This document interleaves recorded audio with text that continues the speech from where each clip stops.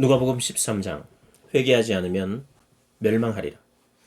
바로 그때 몇몇 사람들이 와서 빌라도가 갈릴리 사람들의 피를 그의 희생제물과 섞었다는 소식을 예수께 전했습니다. 예수께서 대답하셨습니다. 그 갈릴리 사람들이 다른 모든 갈릴리 사람들보다 더 악한 죄인이어서 이런 변을 당했다고 생각하느냐? 그렇지 않다. 내가 너희에게 말한다. 너희도 회개하지 않으면 모두 멸망할 것이다. 또 실로암에서 탑이 무너져 죽은 18명은 어떠하냐? 다른 모든 예루살렘 사람들보다 그들이 죄를 더 많이 지었다고 생각하느냐? 그렇지 않다. 내가 너희에게 말한다. 너희도 회개하지 않으면 모두 멸망할 것이다. 예수께서 이런 비유를 말씀하셨습니다. 어떤 사람이 포도원에 무화과 나무를 한 그루 심었다. 그는 열매가 열렸을까 해서 가보았지만 하나도 보이지 않았다. 그래서 그는 포도원 지기에게 말했다. 이 무화과 나무에 열매가 있는지 보려고 3년 동안이나 와 보았건만 하나도 없으니 나무를 베어버려라. 무엇 때문에 땅만 버리겠느냐? 그러자 그 종이 대답했다. 주인님, 한 해만 그냥 두십시오. 그러면 제가 그 둘레를 파고 거름을 주겠습니다. 혹 내년에 열매가 열릴지도 모릅니다. 그렇지 않으면 그때 베어버리십시오. 안식일에 허리가 굽은 여인을 고치시다. 예수께서 안식일에 한 회당에서 가르치고 계셨습니다. 거기에는 18년 동안 병을 일으키는 영에게 시달리고 있는 여인이 있었습니다. 그 여인은 허리가 굽어 똑바로 설 수가 없었습니다. 예수께서 그 여인을 보고 앞으로 불러내 말씀하셨습니다. 여인아, 네가 병에서 해방됐다. 그리고 예수께서 여인에게 손을 얹으셨습니다. 그러자 여인은 허리를 쭉 펴고 일어서서 하나님께 영광을 돌렸습니다. 예수께서 안식일에 병을 고치신 것에 화가 난 회당장이 사람들에게 말했습니다. 이럴 날은 엿새나 있소. 그러니 그날에 와서 병을 고치고 안식일에는 하지 마시오. 주께서 그에게 대답했습니다. 이 위선자들아, 너희가 각각 안식일에 황소나 나귀를 외양간에서 풀어내 끌고 나가 물을 먹이지 않느냐? 그렇다면 아브라함의 딸인 이 여인이 18년 동안이나 사탄에게 매여 있었으니 안식일에 이 매임에서 풀어주는 것이 당연하지 않느냐? 예수께서 이렇게 말씀하시자 그를 반대하던 사람들이 모두 부끄러워했습니다. 반면에 다른 사람들은 모두 예수께서 행하신 모든 영광스러운 일을 보고 기뻐했습니다. 겨자씨와 누룩의 비유. 예수께서 말씀하셨습니다. 하나님 나라는 무엇과 같은가? 그것을 무엇에 비교할 수 있을까? 그것은 누군가 가져다 자기 밭에 심은 겨자씨와 같다. 그 씨가 자라서 나무가 되면 공중의 새들이 날아와 그 가지에 둥지를 튼다. 예수께서 다시 말씀하셨습니다. 하나님 나라를 무엇에 비교할 수 있을까? 그것은 누룩과 같다. 어떤 여자가 가져다 가루 3, 4톤에 섞었더니 결국 온통 부풀어 올랐다. 좁은 문. 예수께서는 예루살렘으로 가는 길에 여러 마을과 동네를 거치며 말씀을 가르치셨습니다. 어떤 사람이 예수께 물었습니다. 주여, 구원받을 사람이 적습니까? 예수께서 그들에게 말씀하셨습니다. 너희는 좁은 문으로 들어가기 위해 힘쓰라. 내가 너희에게 말한다. 많은 사람들이 그곳에 들어가려 하겠지만 들어가지 못할 것이다. 집주인이 일어나 문을 닫아버리면 너희는 밖에 서서 문을 두드리면서 주인님, 문을 열어주십시오라고 말할 것이다. 그러나 주인은 너희가 어디서 왔는지 나는 모른다라고 대답할 것이다. 그러면 너희는 저희가 주인님 앞에서 먹고 마셨고 또 주인님은 우리 동네 거리에서 가르치셨습니다라고 할 것이다. 그러나 주인은 너희가 어디서 왔는지 나는 모른다. 불의를 행하는 모든 자들아 내게서 물러가라라고 할 것이다. 아브라함과 이삭과 야곱과 모든 예언자들이 하나님 나라에 있고 너희 자신은 정작 밖에서 내쳐진 것을 볼 때 너희는 거기서 슬피 울며 이를 갈 것이다. 사람들이 동서남북 사방에서 와서 하나님 나라의 잔치 자리에 앉을 것이다. 보라, 나중에 시작했으나 먼저 될 사람이 있고 먼저 시작했으나 나중 될 사람이 있다. 예수께서 예루살렘으로 인하여 슬퍼하시다. 그때 몇몇 바리새파 사람들이 예수께 와서 말했습니다. 여기서 떠나 다른 곳으로 가십시오. 헤롯이 당신을 죽이려 합니다. 예수께서 말씀하셨습니다. 그 여우에게 가서 말하라. 오늘과 내일은 내가 귀신을 쫓아내고 사람들을 고쳐줄 것이다. 그리고 셋째 날이 되면 내 뜻을 이루리라. 그러나 오늘과 내일 그리고 그 다음 날에도 나는 마땅히 내 갈 길을 가야 한다. 예언자는 예루살렘 밖에서 죽을 수 없는 법이다. 오 예루살렘아, 예루살렘아, 네가 예언자들을 죽이고 너에게 보낸 사람들을 돌로 치는구나. 암탉이 제 새끼를 날개 아래 품듯이 내가 얼마나 너희 자녀들을 모으려고 했더냐. 그러나 너희가 원하지 않았다. 보라, 이제 너희 집은 황폐한 채로 남을 것이다. 내가 너희에게 말한다. 너희가 주의 이름으로 오시는 그분은 복이 있다라고 말할 때까지 너희가 다시는 나를 보지 못할 것이다.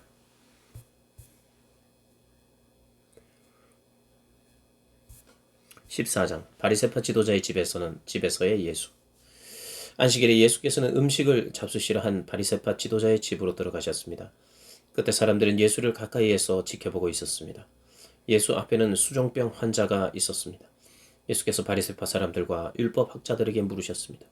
안식일에 병을 고치는 것이 옳으냐, 옳지 않으냐.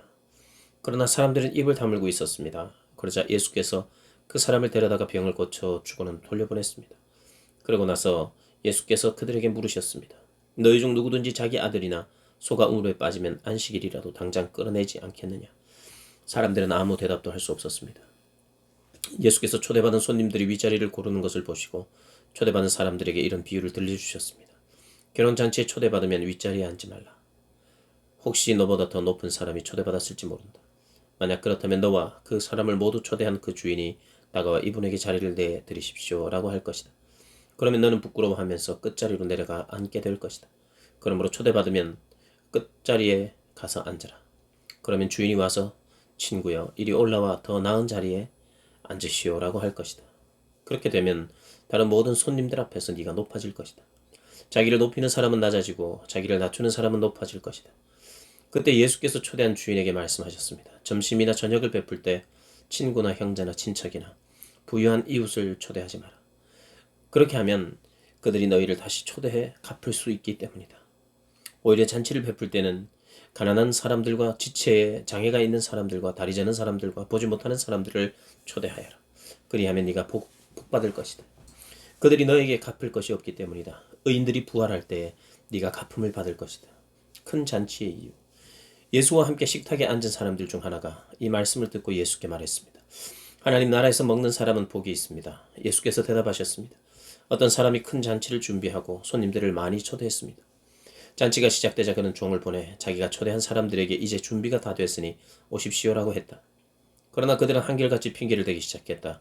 어떤 사람은 내가 이제 막 밭을 샀는데 좀 가봐야겠습니다. 부디 양해해 주십시오라고 했고, 다른 사람은 내가 황소 5쌍을 샀는데 어떤지 가보는 길입니다. 부디 양해해 주십시오라고 했다. 또 다른 사람도 내가 결혼을 해서 갈 수가 없습니다라고 했다. 그 종이 돌아와 주인에게 그대로 전했다. 그러자 그 집주인은 화가 나 종에게 명령했다. 당장 길거리와 골목으로 나가 가난한 사람들과 지체에 장애가 있는 사람들과 보지 못하는 사람들과 걷지 못하는 사람들을 데려오너라. 종이 말했다. 주인님, 분부대로 했습니다만 아직도 자리가 남아 있습니다. 그러자 주인이 종에게 말했다. 큰 길과 산 울타리로 나가서 사람들을 데려다 내 집을 채워라. 내가 너희에게 말한다. 처음에 초대받은 사람들은 한 명도 내 잔치를 맛보지 못할 것이다. 제자가 되는 사람의 대가. 큰 무리가 예수와 함께 길을 가고 있었는데 예수께서 뒤돌아서서 그들에게 말씀하셨습니다. 누구든지 내게 오면서 자기 부모와 아내와 자식과 형제 혹은 자매와 자기 생명일지라도 나보다 더 사랑하면 내 제자가 될 수 없다. 누구든지 자기 십자가를 지지 않고 나를 따르는 사람은 내 제자가 될 수 없다. 너희 중 어떤 사람이 탑을 세우려 한다고 하자. 그러면 먼저 자리에 앉아 완공할 때까지 어느 정도 비용이 드는지 계산해 보지 않겠느냐. 만약 기초만 잘 닦아놓고 일을 마칠 수 없다면 보는 사람마다 비웃으며 말할 것이다. 이 사람이 짓기를 시작하면 시작만 하고 끝내지는 못했구나. 또 어떤 왕이 다른 나라 왕과 전쟁하러 나간다고 하자. 그가 먼저 자리에 앉아 1만 명의 군사로 2만 명의 군사를 이끌고 오는 왕을 대항할 수 있을지 생각해 보지 않겠느냐. 만약 승산이 없다면 그가 아직 멀리 있을 때 사신을 보내 화친을 청할 것이다. 이와 같이 너희 가운데 누구든지 자기 소유를 다 포기하지 않으면 내 제자가 될 수 없다. 소금은 좋은 것이다. 그러나 소금이 짠맛을 잃으면 무엇으로 다시 짜게 하겠느냐. 그것은 땅에도 거름에도 쓸모가 없어 밖에 내던져진다. 귀 있는 사람은 들으라. 15장 잃은 양의 비유. 세리들과 죄인들이 모두 예수의 말씀을 듣기 위해 모여들었습니다. 그러자 바리새파 사람들과 율법 학자들이 크게 웅성거리기 시작했습니다. 이 사람이 죄인들을 맞아들여 그들과 함께 음식을 먹는다. 그러자 예수께서 그들에게 이런 비유를 들려주셨습니다. 너희 중 누가 100마리의 양을 가지고 있었는데 그중 한 마리를 잃어버렸다고 하자. 그러면 99마리의 양을 들판에 두고 그 잃어버린 양 한 마리를 찾을 때까지 찾아다니지 않겠느냐. 그리고 양을 찾게 되면 기뻐하며 양을 어깨에 메고 집에 와서 친구들과 이웃을 불러 모아 나와 함께 기뻐해 주십시오. 잃어버린 내 양을 찾습니다라고 할 것이다. 내가 너희에게 말한다. 이와 같이 하늘에서는 회개할 필요 없는 의인 99명보다 회개하는 죄인 1명을 두고 더 기뻐할 것이다. 이는 드라크마의 비유. 어떤 여자가 10개의 드라크마 동전을 가지고 있다가 그중 하나를 잃어버렸다고 하자 여인이 등불을 켜고 집안을 쓸며 동전을 찾을 때까지 샅샅이 뒤지지 않겠느냐. 그리고 동전을 찾게 되면 친구들과 이웃을 불러 모아 나와 함께 기뻐해 주십시오. 내가 잃어버린 동전을 찾았습니다라고 할 것이다. 내가 너희에게 말한다. 이와 같이 회개하는 죄인 한 사람을 두고 하나님의 천사들이 기뻐할 것이다. 이른 아들의 비유. 예수께서 말씀하셨습니다. 어떤 사람에게 두 아들이 있었다. 작은 아들이 아버지에게 말했다. 아버지, 재산 중에서 제가 받을 몫을 주십시오. 그래서 아버지는 두 아들에게 살림을 나눠주었다. 며칠 뒤 작은 아들은 자기가 가진 것을 모두 챙겨서 멀리 다른 나라로 떠났다. 그러고는 거기서 방탕하게 살면서 그 재산을 낭비했다. 그가 모든 것을 탕진했을 때 그 나라 전역에 심한 흉년이 들어 형편이 어려워지기 시작했다. 그래서 그는 그 나라 사람에게 일자리를 얻었는데 그 사람은 그를 들판으로 내보내 돼지를 치게 했다. 그는 돼지가 먹는 쥐엄나무 열매로라도 배를 채우고 싶었지만 그것마저 주는 사람이 없었다. 그제야 제정신이 들어서 말했다. 내 아버지 집에는 양식이 풍부해서 일꾼들이 먹고도 남는데 나는 여기서 굶어 죽는구나. 내가 일어나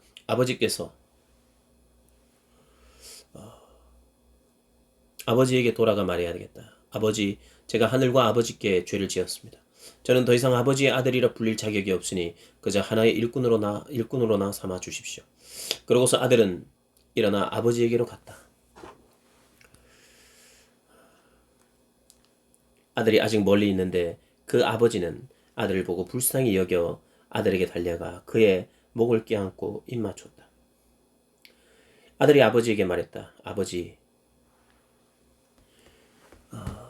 제가 하늘과 아버지께 죄를 지었습니다. 저는 더 이상 아버지의 아들이라 불릴 자격이 없으니 그저 하나의 일꾼으로나 삼아 주십시오. 그러고서 아들은 일어나 아버지에게로 갔다. 아들이 아직 멀리 있을 때에 그 아버지는 아들을 보고 불쌍히 여겨 아들에게 달려가 그의 목을 껴안고 입을 맞췄다. 아들이 아버지에게 말했다. 아버지, 제가 하늘과 아버지께 죄를 지었습니다. 이제 아들이라고 불릴 자격도 없습니다. 그러나 아버지는 종들에게 말했습니다. 어서 가장 좋은 옷을 가져와 이 아이에게 입히라. 손가락에 반지를 끼우고 발에 신을 신겨라. 살찐 송아지를 끌어다 잡아라. 잔치를 벌이고 즐기자. 내 아들이 죽었다가 다시 살아났다. 이 아들을 잃었다가 이제 찾았다. 이렇게 그들은 잔치를 벌이기 시작했다. 그런데 큰아들은 들에 나가 있었다. 그가 집 가까이에 이르렀을 때 음악과 춤추는 소리가 들렸다. 그래서 하인 하나를 불러 무슨 일인지 들어보았다. 하인이 대답했다. 동생이 왔습니다.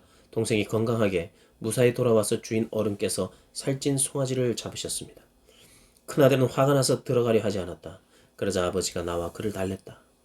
그러자 큰아들이 아버지에게 이렇게 말했다. 보십시오. 저는 여러 해 동안 아버지를 위해 종노릇하고 무슨 말씀이든 어긴 적이 없습니다. 그런데 제게는 친구들과 함께 즐기라며 염소 새끼 한 마리도 주지 않았습니다. 그런데 장녀와 함께 아버지의 재산을 탕진한 아들이 집에 돌아오니까 아버지는 그를 위해 살찐 송아지를 잡으셨습니다. 아버지가 말했다. 얘야, 너는 항상 나와 함께 있지 않느냐. 또 내가 가진 모든 것이 다 네 것이다. 그러나 네 동생은 죽었다가 다시 살아났고 내가 그를 잃었다가 찾았으니 우리가 잔치를 벌이며 기뻐하는 것이 당연하다. 16장 불의한 청지기의 비유. 예수께서 제자들에게 말씀하셨습니다. 어떤 부자가 있었는데 그 집 청지기가 주인의 재산을 낭비하고 있다는 소문이 들렸다. 그래서 주인이 청지기를 불러들여 물었다. 자네에 대해 들리는 말이 있는데 이게 어찌된 일인가? 장부를 정리하게. 이제부터 자네는 내 청지기가 될 수 없네. 청지기는 속으로 생각했다. 주인이 내게서 일자리를 빼앗으려 하는데 내가 무얼 할 수 있을까? 땅을 파자니 힘에 부치고 빌어먹자니 창피하구나. 내가 무얼 할 수 있는지 알겠다. 내가 청지기 자리를 잃을 때 사람들이 나를 자기 집으로 맞아들이도록 해야겠다. 그래서 그는 자기 주인에게 빚진 사람들을 하나씩 불러들였다. 그가 첫 번째 사람에게 물었다. 당신이 우리 주인에게 진 빚이 얼마요? 그 사람은 올리브 기름 100 바투스를 바꿨습니다라고 대답했다. 청지기가 말했다. 당신의 빚 증서요. 어서 앉아서 50 바투스라 적으시오. 그러고 나서 청지기는 다른 사람에게 물었다. 당신의 빚은 얼마요? 그 사람은 밀 100 코루스입니다. 라고 대답했다. 청지기가 말했다. 당신의 빚 문서를 받아서 80 코루스라 적으시오. 주인은 불의한 청지기의 약삭빠른 행동을 보고 오히려 칭찬했다. 이 세상의 자녀들이 자기들끼리 거래하는 데는 빛의 자녀들보다 더 약삭빠르다. 내가 너희에게 말한다. 불의한 재물로 너희를 위해 친구를 사귀라. 그래서 재물이 다 없어졌을 때 그들이 너희를 영원한 장막으로 환영하게 하라. 누구든지 적은 일에 충성하는 사람은 많은 일에도 충성할 것이요 누구든지 적은 일에 불의한 사람은 많은 일에도 불의할 것이다. 그러니 불의한 재물을 다루는데 충실하지 못했다면 누가 참된 재물을 너희에게 맡기겠느냐? 또 너희가 남의 재산을 다루는데 충실하지 못했다면 누가 너희에게 너희 몫의 재산을 주겠느냐? 한 종이 두 주인을 섬기지 못한다. 이 주인은 미워하고 저 주인을 사랑하든가 저 주인에게 헌신하고 이 주인은 무시하든가 할 것이다. 너희가 하나님과 재물을 동시에 섬길 수 없다. 돈을 좋아하는 바리새파 사람들이 이 모든 것을 듣고 예수를 비웃었습니다. 예수께서 그들에게 말씀하셨습니다. 너희가 사람의 눈앞에서 스스로 의롭다고 하지만 하나님은 너희 마음을 다 아신다. 사람들 중에 높임을 받는 것은 하나님 앞에 미움을 받는 것이다. 부가적인 가르침들. 율법과 예언자들의 시대는 요한의 때까지다. 그 후부터는 하나님 나라의 복음이 전파되며 모든 사람이 그 나라 안으로 침략해 들어가고 있다. 하늘과 땅이 사라지는 것이 율법에서 한 획이 떨어져 나가는 것보다 쉽다.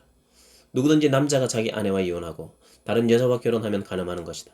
그리고 이혼한 여자와 결혼하면 하는 남자도 간음하는 것이다. 부자와 나사로.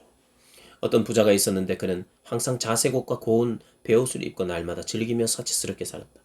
그 집 대문 앞에는 나사로라는 거지가 상처투성이 몸으로 있었다. 그는 부자의 상에서 떨어지는 부스러기로 배를 채우려고 했다. 그런데 심지어는 개들마저 와서 그 상처를 핥았다. 나중에 그 거지가 죽자 천사들이 그를 아브라함의 품으로 데려갔다. 그 부자도 죽어서 땅에 묻혔다. 부자는 지옥에서 고통을 당하고 있었는데 고개를 들어보니 저 멀리 아브라함과 그의 품에 있는 나사로가 보였다. 그가 아브라함에게 외쳤다. 조상 아브라함이여 저를 불쌍히 여겨 주십시오. 나사로를 보내 그 손가락 끝에 물 한 방울 찍어서 제 혀를 시원하게 해 주십시오. 제가 지금 이 불 속에서 고통을 당하고 있습니다. 그러자 아브라함이 대답했다. 얘야, 네가 살아있을 때를 기억해 보아라. 네가 온갖 좋은 것을 다 받는 동안 나사로는 온갖 나쁜 것만 다 겪었다. 그러나 지금은 그가 여기서 위로를 받고 너는 고통을 받는다. 이뿐 아니라 너희와 우리 사이에는 커다란 틈이 있어 여기서 너희 쪽으로 건너가고 싶어도 갈 수가 없고 거기서도 우리 쪽으로 건너올 수가 없다. 부자가 대답했다. 그렇다면 제발 부탁입니다. 나사로를 저희 아버지 집으로 보내주십시오. 제게 5 형제가 있으니 그들이 이 고통스러운 곳으로 오지 않도록 나사로가 가서 경고하게 해주십시오. 아브라함이 대답했다. 그들에게는 모세와 예언자들이 있으니 그들의 말을 들으면 될 것이다. 부자가 말했다. 아닙니다. 조상 아브라함이요. 누군가 죽었던 사람이 가야만 그들이 회개할 것입니다. 아브라함이 그에게 말했다. 그들이 모세와 예언자들의 말을 듣지 않는다면 비록 죽은 사람들 가운데 누가 살아난다 해도 그들은 믿지 않을 것이다.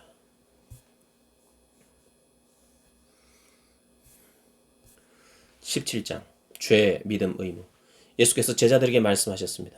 죄짓게 하는 일이 언제나 있게 마련이지만 죄짓게 하는 그 사람에게는 재앙이 있을 것이다.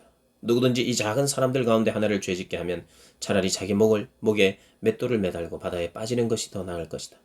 너희는 스스로 조심하라. 내 형제가 죄를 지으면 꾸짖으라. 그리고 그가 회개하면 용서해 주라. 만약 그가 내게 하루에 7번 죄를 짓고 그때마다 내게 와서 회개한다고 말하면 용서해 주라. 사도들이 주께 말했습니다. 우리에게 믿음을 더해 주십시오.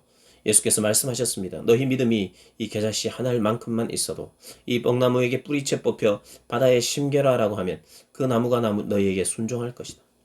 너희 중 한 명에게 밭을 갈거나 양을 치는 종이 있다고 하자. 그 종이 들에서 일하고 돌아오면 그에게 들어와 앉아 먹으라라고 하겠느냐.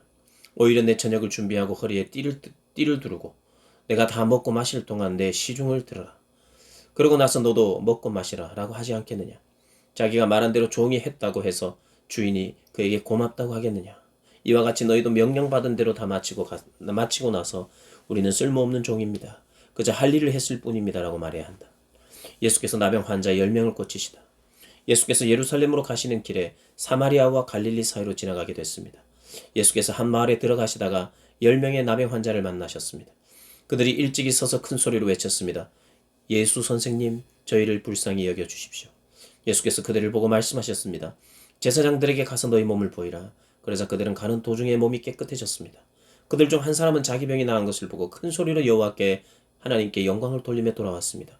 그는 예수의 발 앞에 엎드려 감사했습니다. 그는 사마리아 사람이었습니다. 예수께서 물으셨습니다. 10명이 깨끗해지지 않았느냐? 그런데 9명은 어디에 있느냐? 이 이방 사람 말고는 하나님께 영광을 돌리려고 되돌아온 사람이 없단 말이냐? 그리고 예수께서 그에게 말씀하셨습니다. 일어나 가거라. 네 믿음이 너를 구원했다. 하나님 나라의 도래. 바리새파 사람들이 하나님 나라가 언제 올 것인지 물어보자 예수께서 대답하셨습니다. 하나님 나라는 눈으로 볼 수 있는 모습으로 오지 않는다. 또한 보라 여기에 있다, 보라 저기에 있다 하고 말할 수도 없다. 하나님 나라는 너희 안에 있기 때문이다. 그리고 제자들에게 말씀하셨습니다. 너희가 인자의 날들 중 단 하루라도 보고 싶어 할 때가 오겠으나 보지 못할 것이다. 사람들이 너희에게 보라 저기에 있다, 보라 여기에 있다 해도 너희는 그들을 따라 나서지 말고 찾아다니지도 말라. 마치 번개가 하늘 이 끝에서 저 끝까지 번쩍거리며 비치는 것처럼 인자도 자기의 날에 그러할 것이다. 그러나 인자는 먼저 많은 고난을 당하고 이 세대에게 버림받아야 한다. 인자의 때는 노아의 때와 같을 것이다. 노아가 방주 안으로 들어가던 날까지 사람들은 먹고 마시고 장가가고 시집가고 했다. 그리고 홍수가 일어나 그들을 모두 쓸어가 버렸다. 롯의 날에도 마찬가지였다. 사람들은 먹고 마시고 사고 팔고 나무를 심고 집을 지었다. 그러나 롯이 소돔을 떠나던 날에 하늘에서 불과 유황이 비처럼 쏟아져 그들 모두를 멸망시켰다. 인자가 나타날 그날도 이와 같을 것이다. 그날의 지붕 위에 있는 사람은 자기 물건이 집 안에 있더라도 가지러 내려가서는 안 된다. 이와 같이 들에 있는 사람도 무언가 가지러 집으로 돌아가서는 안 된다. 롯의 아내를 기억해보라. 누구든지 자기 생명을 구하려는 사람은 잃을 것이요 누구든지 자기 생명을 잃는 사람은 보존할 것이다. 내가 너희에게 말한다. 그날 밤에는 두 사람이 한 침대에서 자다가 하나는 취해질 것이고 하나는 남겨질 것이다. 두 여인이 함께 곡식을 갈다가도 하나는 취해질 것이고 하나는 남겨질 것이다. 제자들이 물었습니다. 주여 이런 일이 어디서 있겠습니까? 예수께서 대답하셨습니다. 시체가 있는 곳에 독수리가 모여들 것이다. 아멘.